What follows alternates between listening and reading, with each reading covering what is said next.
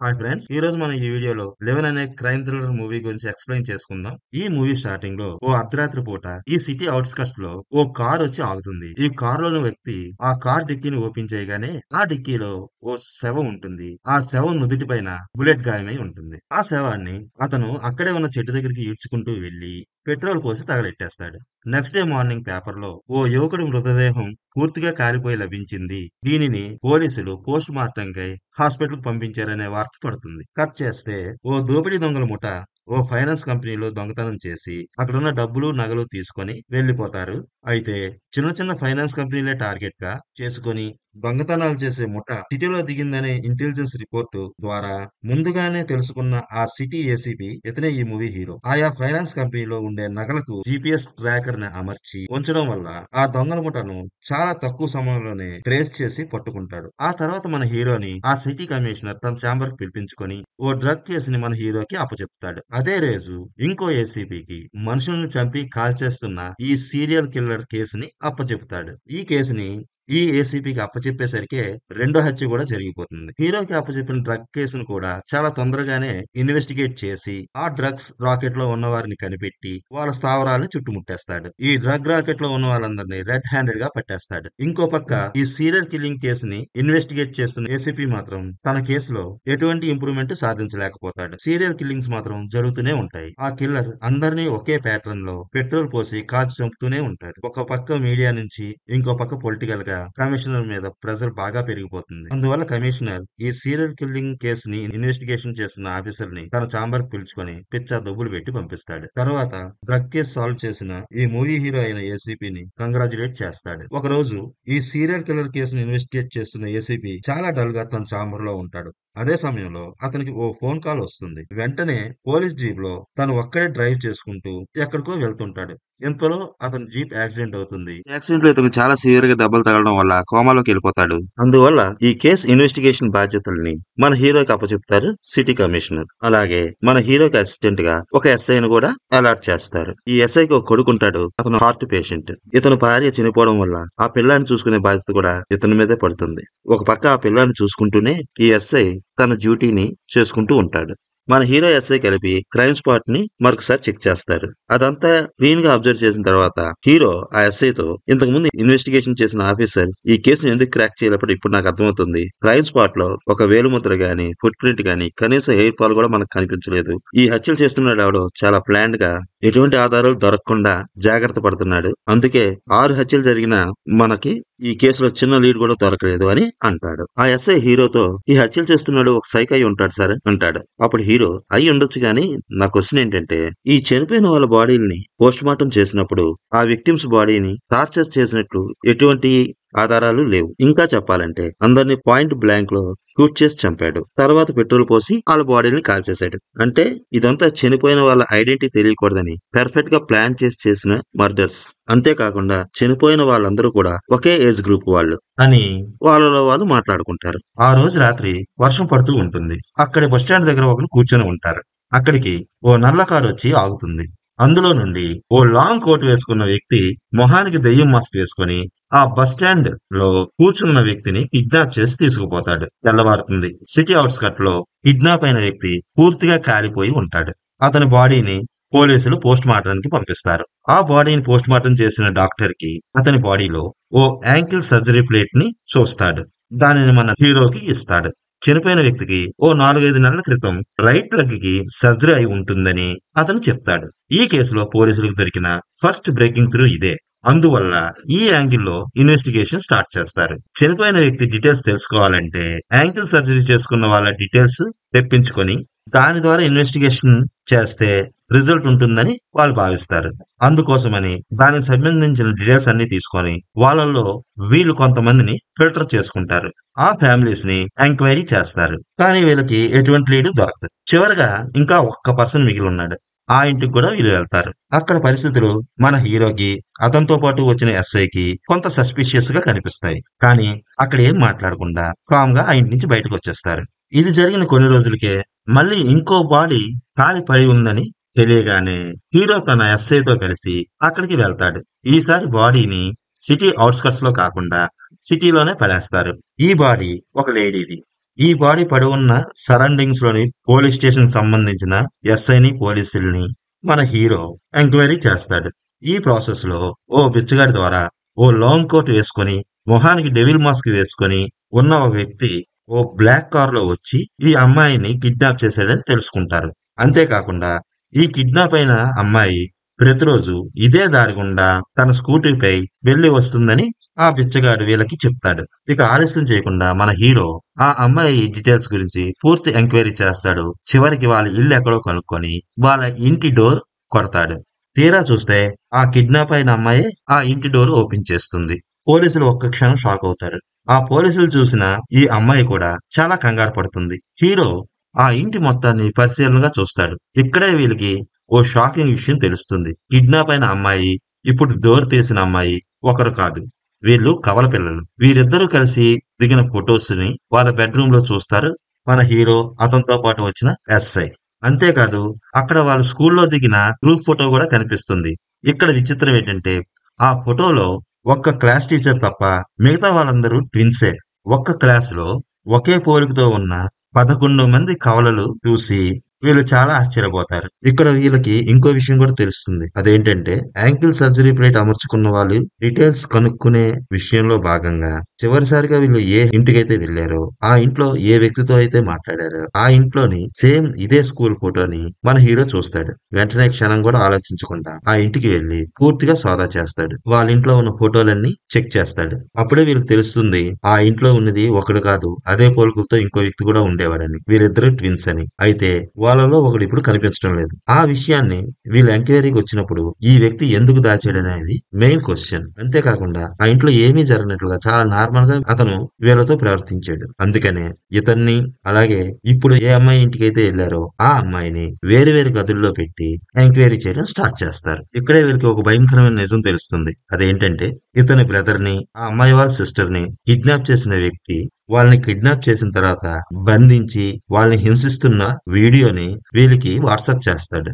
నేను చెప్పింది చేస్తే మీ వాళ్ళని విడిచిపెడతాను, అలా కాకుండా మీరు పోలీసులకు ఇన్ఫార్మ్ చేసినా ఎదురు తిరిగినా మీ వాళ్ళని చంపేస్తానని ఓ లాంగ్ కోట్ వేసుకున్న వ్యక్తి వీళ్ళ బ్రదర్ ని, ఆ అమ్మాయి వాళ్ళ సిస్టర్ ని బంధించి వాళ్ళ తలపైన గన్ పెట్టి ఓ వార్నింగ్ మెసేజ్ ని వీళ్ళకి సెండ్ చేస్తాడు. ఆ మెసేజ్ ని చూసిన వీళ్ళు తన వాళ్ళకి ఏమవుతుందనే భయంతో ఆ మెసేజ్ పంపించిన వ్యక్తి చెప్పిన విధంగా చేయడానికి ఓకే చెప్తారు. తర్వాత అతను వీళ్ళని ఓ రైల్వే స్టేషన్ బ్యాక్ వైపు రమ్మని చెప్తాడు. వీళ్ళకి వేరే దారి లేక అతను చెప్పిన చోటికి వెళ్తారు. వెనక నుంచి ఎవరో వచ్చి మత్తు మంది ఇచ్చి వాళ్ళకి అన్కాన్షియస్ అయిపోయిన తర్వాత వేరే లొకేషన్ లోకి తీసుకుపోతారు. మత్తు వదిలేసిన తర్వాత వీళ్ళు కళ్ళు తెరిచి చూసేసరికి వీళ్ళు వేరే ప్లేస్ లో ఉంటారు. అక్కడ వాళ్ళకి ఎవరు కనిపించరు. అప్పుడే అక్కడ వాళ్ళకి ఓ ఫోన్ రింగ్ అవుతున్న సౌండ్ వినబడుతుంది. వెళ్ళి ఆ ఫోన్ లిఫ్ట్ చేస్తారు. అవతలని నా కిడ్నాపరే వీడియో కాల్ చేశాడు. వాళ్ళ మనుషుల్ని టార్చర్ చేస్తున్నట్లుగా ఆ వీడియోలో ఉంటుంది. అది చూసిన వీళ్ళు చాలా కంగారు పడిపోతూ వాళ్ళని వదిలేయమని చాలా బ్రతిమాలుతారు. మీ వాళ్ళని వదిలేయాలంటే ఆ ఎదురుగా ఉన్న టెంట్ లోకి వెళ్ళమని వీళ్ళకి ఇన్స్ట్రక్షన్స్ ఇస్తాడు. అతను చెప్పినట్లే ఆ టెంట్ దగ్గరికి వీళ్ళు వెళ్తారు. అక్కడ ఎదురుగా ఉన్న కుర్చీలో ఒక వ్యక్తి బంధించబడి ఉంటాడు. ఆ వ్యక్తికి పూర్తిగా ముసుగు కప్పి ఉంటుంది. ఆ కుర్చీ పక్కనే ఒక టేబుల్ ఉంటుంది. ఆ టేబుల్ మీద ఒక గన్ ఉంటుంది. మీ మనిషి ప్రాణాలతో మీకు కావాలంటే ఆ మనిషిని నువ్వు షూట్ చేయాలని వీడియో కాల్లో కిడ్నాపర్ వీళ్ళని బెదిరిస్తాడు. వీళ్ళు మాత్రం తమ ఎదురుగా ఉన్న వ్యక్తిని షూట్ చేయడానికి మనసొప్పక చాలాసేపు అలాగే ఉండిపోతారు. కానీ వీడియో కాల్లో ఉన్న కిడ్నాపర్ చేతిలో ఉన్న వీళ్ళ మనిషిని అతను టార్చర్ చేస్తుంటే తట్టుకోలేక వాళ్ళని కాపాడుకోవడం కోసం గత్యంతరం లేక వీళ్ళ ఎదురుగా ఉన్న వ్యక్తిని గన్ తో షూట్ చేస్తారు. అలా షూట్ చేసిన తర్వాత వీరిద్దరికి ఏమైందో కూడా తెలియదు. కళ్ళు తెరిచి చూసేసరికి ఎవరింట్లో వాళ్ళు ఉంటారు. సరే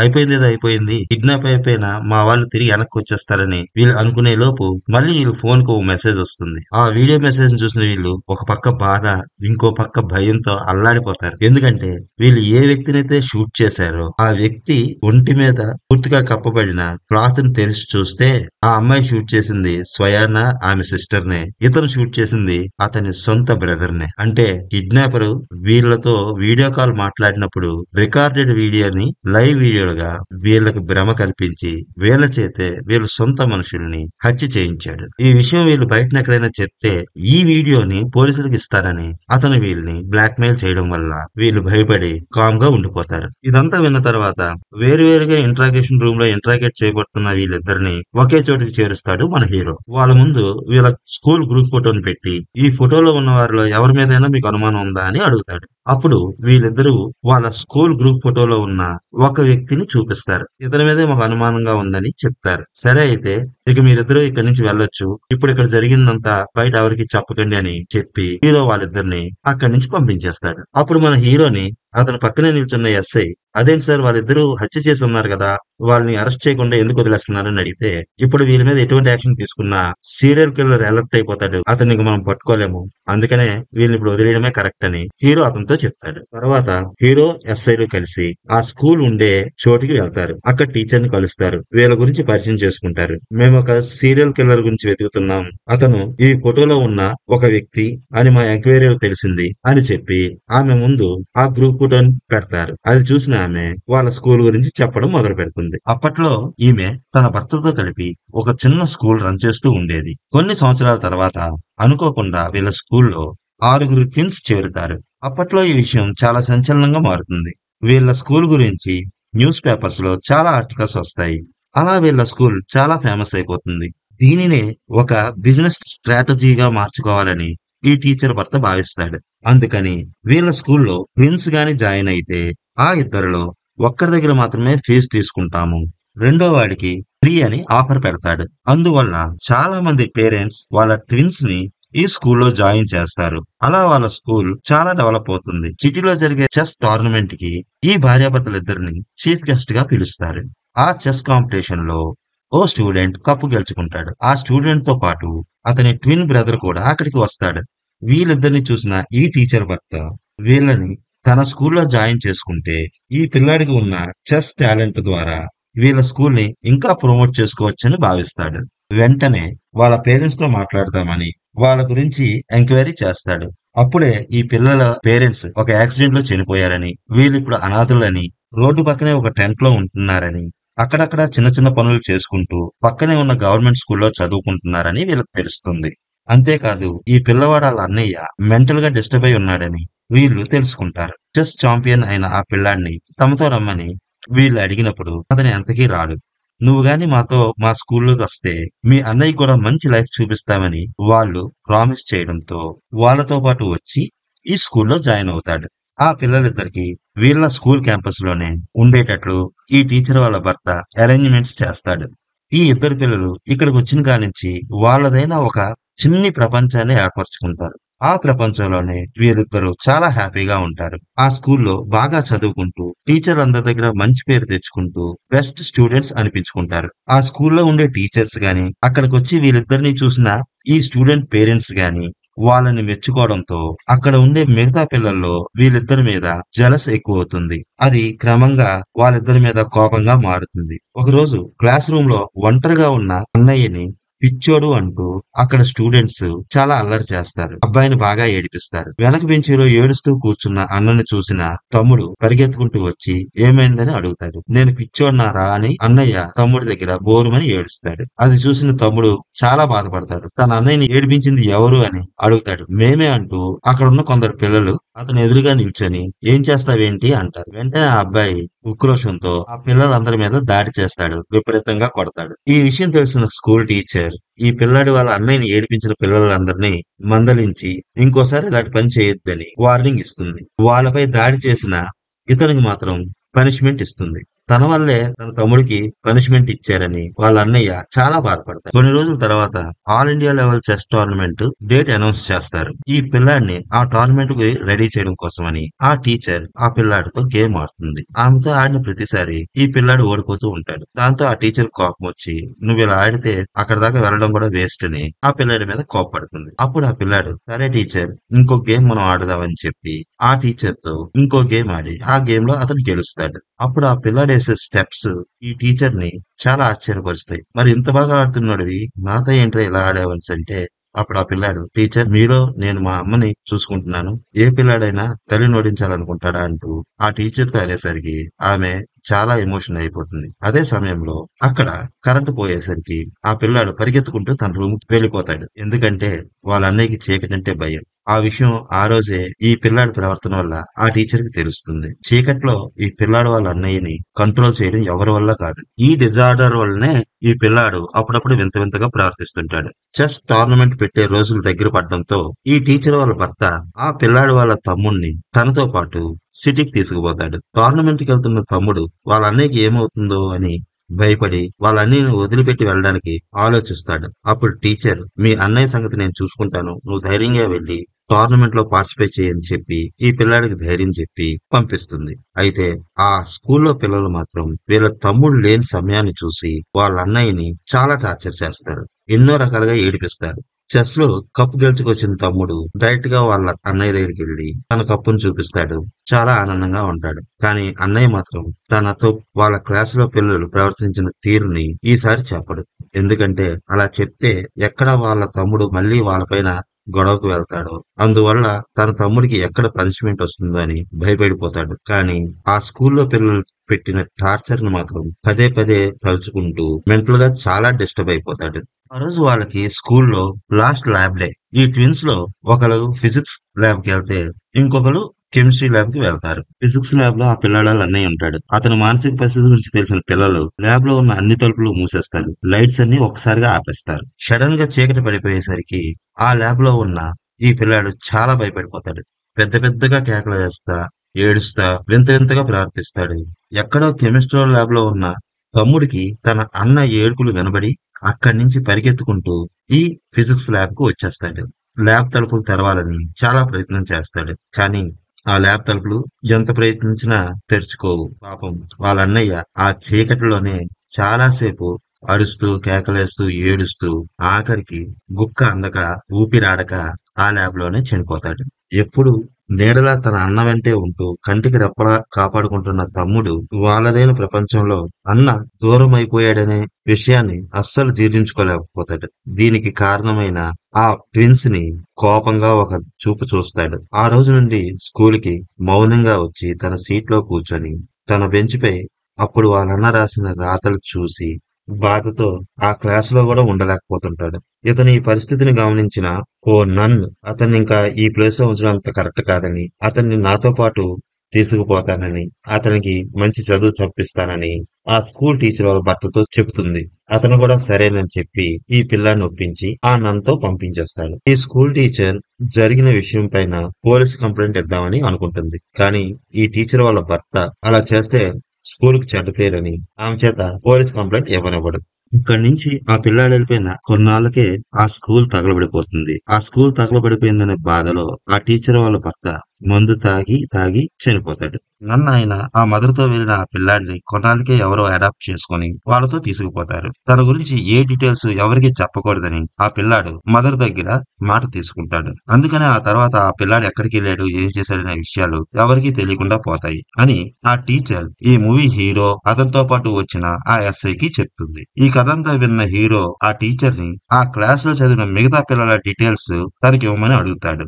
ఆమె ఓ ఫైల్ తీసుకొచ్చి వాళ్ళకి ఇస్తుంది. మన హీరోని ఎన్నాళ్ళ నుండో ఓ అమ్మాయి పటాయిస్తూ ఉంటుంది. ఆ అమ్మాయి వన్ సైడ్ లవ్. అయితే ఈ అమ్మాయి కూడా ఈ ట్విన్స్ లో ఒకరని మన హీరోకి తెలుస్తుంది. ఆ అమ్మాయి ఉండే ఇంటికి మన హీరో వెళ్తాడు. ఆ అమ్మాయికి థ్రెట్ ఉందని చెప్తాడు. మీరు ఇక్కడ ఉండడం సేఫ్ కాదని ఆ ట్విన్స్ ని మన ఎస్ఐ ఇంటికి పంపించి అతని అండర్ లో సేఫ్ గా ఉంచుతాడు. ఆ ఎస్ఐతో కూడా వీళ్ళని జాగ్రత్తగా చూసుకోమని చెప్పి అక్కడి నుంచి వెళ్ళిపోతాడు.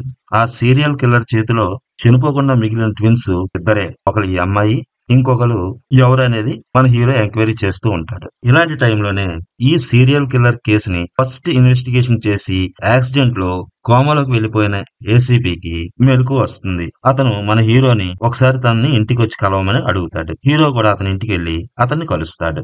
అప్పుడు అతను మన హీరోతో ఆ రోజు నాకు జరిగింది యాక్సిడెంట్ కాదు, అది ప్రీ ప్లాన్డ్ స్కెచ్ అని చెప్తాడు. ఒక బ్లాక్ కారు తనని డైవర్ట్ చేసి ఈ యాక్సిడెంట్ అయ్యేలా చేసిందని. అయితే ఇక్కడ విచిత్రం ఏంటంటే ఎవరైతే తనకి యాక్సిడెంట్ చేయించారో ఆ కారులో వ్యక్తే ప్రాణాలతో పోరాడుతున్న తనను హాస్పిటల్లో చేర్పించాడని చెప్తాడు. ఇక్కడ నాకు అర్థం కానిది ఏంటంటే చంపడానికి వచ్చిన వాడు నన్ను ఎందుకు కాపాడాడో ఇప్పటికీ అర్థం కావట్లేదని మన హీరోతో అంటాడు. ఇలా వీళ్ళిద్దరి మాటల మధ్యలో ఆ ఏసీపీ మన హీరో చేతిలో ఓ లైటర్ ని చూస్తాడు. అది చూడగానే ఎందుకో గాని హీరో మీద అతనికి అనుమానం వస్తుంది. వెంటనే తన మనుషులతో హీరో మీద ఒక కన్నేసి ఉంచుతాడు. అతని గురించి ఎంక్వైరీ చేయడం స్టార్ట్ చేస్తాడు. హీరోకి ఆ స్కూల్ టీచర్ ఒక రోజు ఫోన్ చేస్తుంది. ఆ రోజు స్కూల్ నుంచి వెళ్ళిపోయిన ఆ పిల్లాడు ఎక్కడున్నా సరే వాళ్ళ అన్నయ్య చనిపోయిన రోజు మాత్రం అతని సమాధి దగ్గరికి ఖచ్చితంగా వస్తాడు అని, రేపే వాళ్ళ అన్నయ్య చనిపోయిన రోజని మన హీరోతో చెప్తుంది. ఒకవేళ ఆ పిల్లాడు గాని మీకు దొరికితే దయచేసి అతని ప్రాణానికి మాత్రం ఎటువంటి అపాయము కలిగించొద్దని, ఆ పిల్లాడి చేతిలో వేరొకరు ప్రాణం పోకూడదు అనే ఉద్దేశంతో మాత్రమే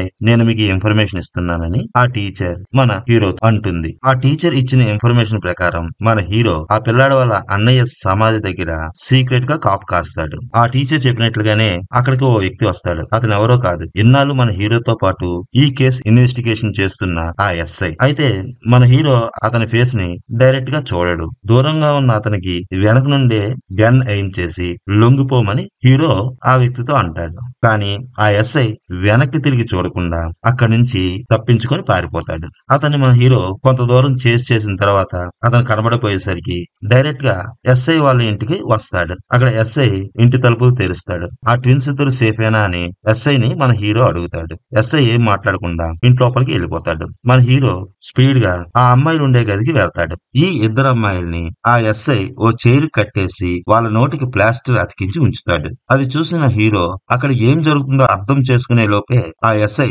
వెనుక నుండి వచ్చి హీరో తలపైన గట్టిగా కొట్టి ఆ ట్విన్స్ లో ఒక అమ్మాయిని అతనితో పాటు తీసుకుపోతాడు. కొంతసేపు అయిన తర్వాత మెలకు వచ్చిన హీరో తన ఎదురుగా ఉన్న రెండో అమ్మాయి కట్లు విప్పేసి ఆ అమ్మాయిని తనతో పాటు జీపులో ఎక్కించుకొని కిడ్నాప్ అయిన అమ్మాయిని వెతుక్కుంటూ వెళ్తాడు. ఆ అమ్మాయిని అతను ఓ అండర్ కన్స్ట్రక్షన్ బిల్డింగ్ లోకి తీసుకెళ్తున్నాడని ఇన్ఫర్మేషన్ అందడంతో రెండో అమ్మాయితో కలిసి హీరో ఆ బిల్డింగ్ కి చేరుకుంటాడు. హీరో అతనితో పాటు వచ్చిన అమ్మాయి ఇద్దరు చెరో దిక్కుకి వేరుపాటై ఆ అమ్మాయిని వెతుకుతుంటారు. హీరో బిల్డింగ్ పైకి వెళ్ళిపోతాడు. ఆ అమ్మాయిని వెతుకుతున్న రెండో అమ్మాయి కింద ఫ్లోర్ లోకి వస్తుంది. ఇంతలో హీరో పైకి ఆ ఎస్ఐ అటాక్ చేస్తాడు. వీరిద్దరి మధ్యన ఫైట్ జరుగుతూ ఉంటుంది. తన సిస్టర్ ని వెతుక్కుంటూ కింద ఫ్లోర్ లోకి వచ్చిన అమ్మాయికి పై ఫ్లోర్ నుండి హీరో పిలుస్తాడు. ఆ కిల్లర్ లిఫ్ట్ లో కిందకి వస్తున్నాడు. అతను బ్రతికుంటే మీ సిస్టర్ కి ఎప్పటికైనా ప్రాణాలకు ప్రమాదమే. లిఫ్ట్ ఓపెన్ అవ్వగానే అతను షూట్ చేసి చంపేయని పైనుంచి ఓ రివాల్వర్ ని ఈ అమ్మాయి దగ్గరికి విసురుతాడు. అప్పటికే చాలా భయపడిపోయి ఆందోళన ఉన్న అమ్మాయి హీరో ఇచ్చిన గన్ తీసుకొని లిఫ్ట్ ఎదురుగా నిల్చొని గన్ ఎయిమ్ చేసి రెడీగా ఉంటుంది. కిందకొస్తున్న ఆ లిఫ్ట్ ఓపెన్ అవ్వగానే భయంతో కళ్ళు మూసుకొని ఎదురుగా ఉన్న వ్యక్తిని షూట్ చేసేస్తుంది. తీరా కళ్ళు తెరిచి చూస్తే ఎదురుగా ఉన్నది కిల్లర్ కాదు, స్వయాన ఈ అమ్మాయి వాళ్ళ సిస్టరే. మొట్టమొదట ఈ కేసు ఇన్వెస్టిగేషన్ ఏ ఏసీపీ అయితే చేశాడో అతను ఆ ప్లేస్ కు వచ్చి లిఫ్ట్ వైపు తన గన్ ని ఎయిమ్ చేసి ఉంచుతాడు. లిఫ్ట్ వెళ్ళి మన మూవీ హీరో రెండు చేతులు పైకెత్తి మెల్లగా బయటకు వస్తాడు. ఇక్కడే మనకి పూర్తి ట్విస్ట్ రివీల్ అవుతుంది. ఈ సీరియల్ కిల్స్ చేసినోడు ఇంకెవరో కాదు, మన మూవీ హీరోనే. ఈ విషయం ఈ ఏసీపీ మన హీరో పైన ఎంక్వైరీ స్టార్ట్ చేసిన తర్వాతే తెలుస్తుంది. కిల్లర్ ఈ మూవీ హీరో అని తెలిసిన ఆ ఏసీపీ ఈ అమ్మాయిని కాపాడదామని వీళ్ళున్న చోటు కనుక్కొని ఇక్కడికి వచ్చేసరికి కిల్లర్ తన టార్గెట్ ని పూర్తి చేసేసాడు. హీరో డైరెక్ట్ గా ఈ ఏసీపీ దగ్గరికి వచ్చి లొంగిపోతాడు. అప్పుడే ఇతనికి ఓ డౌట్ వస్తుంది. మరి ఈ ఎస్ఐ ఎందుకు ఈ కిల్లర్ వాళ్ళ అన్నయ్య సమాధి దగ్గరికి వెళ్ళాడు అని. దానికి ఒకటే కారణం, కిల్లర్ ఈ ఎస్ఐకి ఫోన్ చేసి నేను చెప్పినట్లు చేయకపోతే హార్ట్ పేషెంట్ అయిన నీ కొడుకుని చంపేస్తామని బెదిరించడం వల్ల ఇప్పటిదాకా ఆ ఎస్ఐ కిల్లర్ చెప్పినట్లుగా చేశాడు. ఆ ట్విన్ సిస్టర్స్ ని అలా కుర్చీకి కట్టేయడం, తర్వాత ఒక అమ్మాయిని కిడ్నాప్ చేసి తీసుకుపోవడం చేశాడు. హీరోని అరెస్ట్ చేసిన పోలీసులు అతన్ని జైలుకు పంపించేస్తారు. ఇంకా ఈ కేసు క్లోజ్ అయిపోయిందని అందరూ భావిస్తారు. కానీ అప్పుడే వీళ్ళకి ఇంకో విషయం తెలుస్తుంది. ఈ ట్విన్స్ అందరిలోని కిల్లర్ చేతిలో చావకుండా బతికున్నది ఇంకా ఒకే ఒక్కలని. ఆ ఒక్కరు ఎవరంటే మూవీ స్టార్టింగ్ లో బ్యాంక్ దొంగతనానికి వచ్చి మన హీరో చేతికి చిక్కి ఇప్పుడు జైల్లో శిక్ష అనుభవిస్తున్న వాళ్ళలో ఒకడు అని. ఈ విషయం మన మూవీ హీరోకి అదే కిల్లర్ కి ఈ మధ్యనే తెలిసింది. అందుకే అతను ప్లాన్ చేసి కావాలనే పోలీసులకి ఇప్పుడు దొరికిపోయాడు. ఈ విషయం తెలిసిన ఆ ఏసీపీ పరిగెత్తుకుంటూ జైలుకి వెళ్తాడు, ఆ ఒక్క వ్యక్తినైనా కాపాడదామని. కానీ వీళ్ళు జైలుకి వెళ్లేసరికి మన మూవీ హీరో అదే ఈ మూవీ కిల్లర్ వాడిని కూడా చంపేస్తాడు. తర్వాత అతను ఈ ఎస్ఐ దగ్గరికి వచ్చి నా హార్ట్ ని నీ కొడుక్కి డొనేట్ చేస్తున్నానని చెప్పి ఆ జైల్లోనే సూసైడ్ చేసుకొని చనిపోతాడు.